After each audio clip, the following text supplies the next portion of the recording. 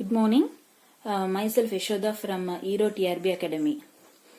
So in the video la pathinga appadina or just intro about the algebra syllabus paaka porom. So algebra la pathinga appadina mainly there are four important concepts. Illana four important chapters like group theory, ring theory, apra vector space and field. Algebra அப்படினாவே அதில் வந்து நிறைய theoretical concepts இருக்கும், நிறைய definitions, statement, naming theorems, அப்புறம் அந்த results எல்லாமே இருக்கும். ஜஸ்ட் நீங்கள் வந்து மெமோரி பண்ணி வச்சிட்டீங்க அப்படின்னா it will not be helpful in the examination. So இந்த தியோரிட்டிக்கல் கான்செப்ட்ஸ் வந்து நம்ம ப்ராப்ளம்ஸில் எப்படி அப்ளை பண்ணணும் அப்படிங்கிற நாலேஜ் இருந்தால் மட்டும்தான் ப்ராப்ளம்ஸ் வந்து நம்மளால கரெக்டாக சால்வ் பண்ண முடியும். ஸோ ஜஸ்ட் ஒரு intro about the algebra syllabus. சொன்ன மாதிரி group theory, ring theory, vector space, field, mainly இந்த ஃபோர் கான்செப்ட் பேஸ் பண்ணி தான் உங்களுக்கு கொஸ்டின்ஸ் வரும். இப்போ நீங்கள் இதில் ஒரு டெஃபினேஷன் படிக்கிறீங்க அப்படின்னு வச்சுக்கோங்க. ஃபார் எக்ஸாம்பிள் இன்டெக்ரல் டொமைன் அப்படின்னா என்ன, அதோட எக்ஸாம்பிள்ஸ் அதெல்லாம் படிக்கிறீங்க அப்படின்னா எப்படி படிக்கணும் அப்படின்னா first just what is integral domain, some examples அப்படி மனப்பாடம் பண்ணீங்க. If you memory it will not be helpful. So just இப்போ ஒரு டெஃபினேஷன் படிச்சுட்டு அதுக்கு எக்ஸாம்பிள்ஸ் எல்லாமே படிக்கும்போது பாசிபிள் எக்ஸாம்பிள், அது பாசிட்டிவ் எக்ஸாம்பிள் ஒன்று, நெகட்டிவ் எக்ஸாம்பிள் ஒன்று, அப்படி படிச்சிங்க அப்படின்னா உங்களுக்கு ஹெல்ப்ஃபுல்லாக இருக்கும். அதாவது இப்போ இன்டெக்ரல் டொமைனை சாட்டிஸ்ஃபை பண்ணக்கூடிய ஒரு எக்ஸாம்பிள், அந்த இன்டெக்ரல் டொமைனை சாட்டிஸ்ஃபை பண்ணாத ஒரு examples, you have to keep it in mind. For example இப்போ இன்டெக்ரல் டொமைன் அதை டெஃபினேஷன் படிச்சுட்டு இப்போ இந்த எக்ஸாம்பிள் படிக்கிறீங்க. For example integer modulo 7, it's an example of an integral domain. இது ஒரு பாசிட்டிவ் எக்ஸாம்பிள். சிமிலர் ஒரு நெகட்டிவ் எக்ஸாம்பிள் அப்படிங்கும்போது set of all even integers, it is not integral domain. இப்போ it is not integral domain அப்படின்னா you must know the reason why it is not a integral domain. just இதை மட்டும் memory பண்ணிட்டீங்க அப்படின்னா it will not be helpful in the examination. So இது வந்து why it is not a integral domain அப்படிங்கிற reasons வந்து உங்களுக்கு தெரியணும். எந்த ப்ராப்பர்ட்டியை வந்து இது சாட்டிஸ்ஃபை பண்ணாமல் போச்சு அப்படிங்கிற ரீசன் தெரிஞ்சால் மட்டும்தான் வேற மாதிரியான எக்ஸாம்பிள்ஸ் உங்களால் கிரியேட் பண்ண முடியும். அப்புறம் ஆப்ஷன்ஸை வந்து எலிமினேட் பண்ணுறதுக்கோ இல்லை செலக்ட் பண்ணுறதுக்கோ உங்களுக்கு ஹெல்ப்ஃபுல்லாக இருக்கும். அப்புறம் அந்த இன்டெக்ரல் டொமைனோட ப்ராப்பர்ட்டிஸ், ரிசல்ட்ஸ் இது எல்லாமே ஞாபகம் வச்சுக்கணும். ஒரு டாபிக் படிக்கிறீங்க அப்படின்னா அதோட டெஃபினேஷன், பாசிபிள் எக்ஸாம்பிள்ஸ், அப்புறம் அதோட நெகட்டிவ் எக்ஸாம்பிள்ஸ், அதோட ப்ராப்பர்ட்டிஸ், ரிசல்ட்ஸ் இது மாதிரி எல்லாமே தெரிஞ்சிருந்தா மட்டும்தான் நம்மளால கரெக்டா ஒரு ப்ராப்ளமை சால்வ் பண்ண முடியும். இப்போ நீங்க ஒரு ரிசல்ட் படிக்கிறீங்க அப்படின்னு வச்சுக்கோங்க இன்டெக்ரல் டொமைன்ல. For example every field is an integral domain but converse is not true. It's a very important statement in integral domain. அதாவது ரிங் தியரியில இது ஒரு இம்பார்ட்டன்ட் ஸ்டேட்மெண்ட். ஜஸ்ட் இந்த ஸ்டேட்மெண்ட் நீங்க மெமரியில வச்சிட்டீங்க அப்படின்னா இது மாதிரி டைரக்டான ஸ்டேட்மெண்ட்ஸ் எல்லாம் எக்ஸாம்ல கேட்க மாட்டாங்க. So you cannot attend the questions based on this integral domain. இப்போ இந்த ஸ்டேட்மெண்ட் நீங்க படிக்கிறீங்க அப்படின்னா கான்வெர்ஸ் இஸ் நாட் ட்ரூன்னு இருக்கு. அப்போ அதாவது integral domain is not a field. Suppose integral domain வந்து ஃபீல்டா இருக்கணும்னா what property the integral domain must satisfy அப்படிங்கறத நீங்க தெரிஞ்சிருக்கணும். ஏன் இந்த property, why the converse is not true, அந்த ரீசன்ஸ் தெரிஞ்சு வச்சுக்கணும். சப்போஸ் இந்த இன்டெக்ரல் டொமைன் வந்து ஃபீல்டா இருக்கணும்னா what property this integral domain must satisfy, that is question mark. You have to find the answer for that. What is it? இதுவே வந்து ஃபைனைட்டா இருந்தா கண்டிப்பா அது வந்து என்னவா இருக்கும், ஃபீல்டா இருக்கும். So finite integral domain is a field. அப்படி இருந்தா மட்டும்தான் converse will be true. So இது மாதிரி கான்வெர்ஸ் வந்து ட்ரூவா இருக்கணும்னா what extra property the particular statement must satisfy அப்படிங்கறத நீங்க வந்து அனலைஸ் பண்ணணும். ஸோ இது மாதிரி அனலைஸ் பண்றது இட்ஸ் வெரி இம்பார்ட்டன்ட். இது மாதிரி இப்படி அனலைஸ் பண்ணி படிச்சீங்க அப்படின்னா உங்களுக்கு எக்ஸாம்ல வந்து it be very useful.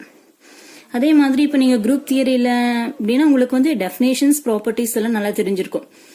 Particular நான் எம்டி செட் வந்து if it satisfies four property then it becomes a group.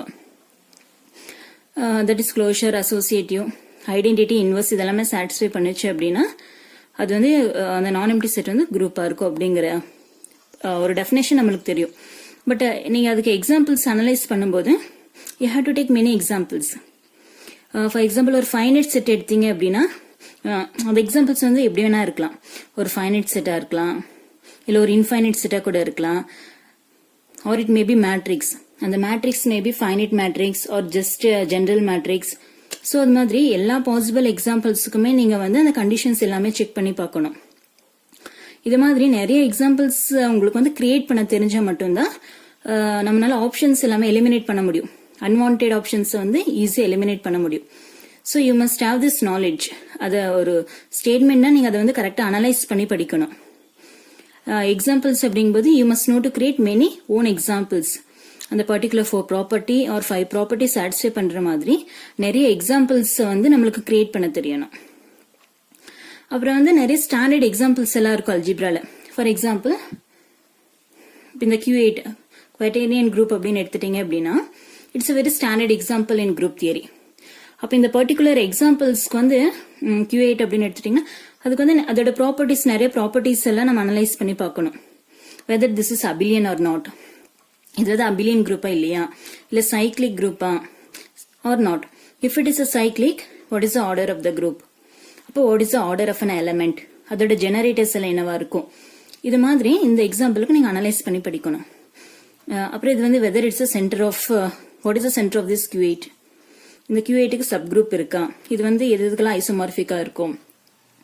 இது மாதிரி நிறைய கான்செப்ட்ஸ் இருக்கும். அது எல்லாமே நம்ம வந்து அனலைஸ் பண்ணி படிக்கணும். So you must know to create the examples to eliminate the options. அப்புறம் ஸ்டாண்டர்ட் எக்ஸாம்பிள்ஸ் இருந்துச்சு அப்படின்னா அதோட ப்ராப்பர்ட்டிஸ் எல்லாமே உங்களுக்கு தெரியணும். What are the properties it satisfies. அப்புறம் நீங்களே அதை செக் பண்ணி பார்க்கணும்.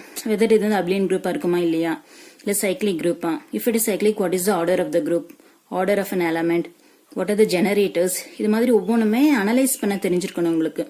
ஜஸ்ட் மெமரி மட்டும் பண்ணீங்க அப்படின்னா it will not be helpful in the examinations. ஏன்னா நீங்க படிச்சுட்டு போற கொஸ்டின் அப்படியே டைரக்டா கேட்க மாட்டாங்க. ஸோ நீங்க ஒவ்வொரு கொஸ்டினையும் படிக்கும்போது you must just analyse those things. இது என்னென்ன ப்ராப்பர்ட்டிஸ் எல்லாம் அதுக்கு இருக்கு, எது ப்ராப்பர்ட்டிஸ் இல்லை அப்படிங்கறதெல்லாம் அனலைஸ் பண்ணி படிக்கணும். அப்புறம் அல்ஜிப்ரா பொறுத்த வரைக்கும் ஒவ்வொரு ஸ்டேட்மெண்ட்டுமே வந்து நம்ம நிறைய எக்ஸாம்பிள்ஸ்ல யூஸ் பண்ணுவோம். ஃபார் எக்ஸாம்பிள் இப்போ இந்த ஸ்டேட்மெண்ட் பாத்தீங்க அப்படின்னா இது ஒரு டிஆர்பி கொஸ்டின் தான். There exists a finite field having how many element? 18 element, 25 elements or 20 elements or 40 elements. இது மாதிரி ஒரு கொஸ்டின் கேட்டிருக்காங்க. ஸோ இந்த கொஸ்டின் அட்டென்ட் பண்ணணும் அப்படின்னா உங்களுக்கு ஒரு இந்த தியரம் ஸ்டேட்மெண்ட் தெரிஞ்சிருக்கணும். There exists a finite field having p power m elements where p is a prime number and m is some positive integer. Just இந்த தியரம் ஸ்டேட்மெண்ட் மட்டும் மனப்பாடம் பண்ணியிருந்தீங்கன்னா they will never ask you direct question. இந்த statement உங்களுக்கு கேட்க போறதுல ஒரு example கேட்டுட்டு இந்த ஸ்டேட்மெண்ட் வந்து நீங்க இந்த எக்ஸாம்பிள் எப்படி அப்ளை பண்ண போறீங்க அப்படிங்கறத அவங்க செக் பண்றாங்க. அப்போ இங்க வந்து answer is p power m elements.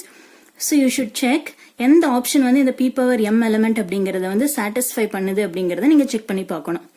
So you can easily say 5 square 25 elements. So is the answer of this question. So இது மாதிரி ஒவ்வொரு ஸ்டேட்மெண்ட் நீங்க படிக்கும்போது you have to create example for that.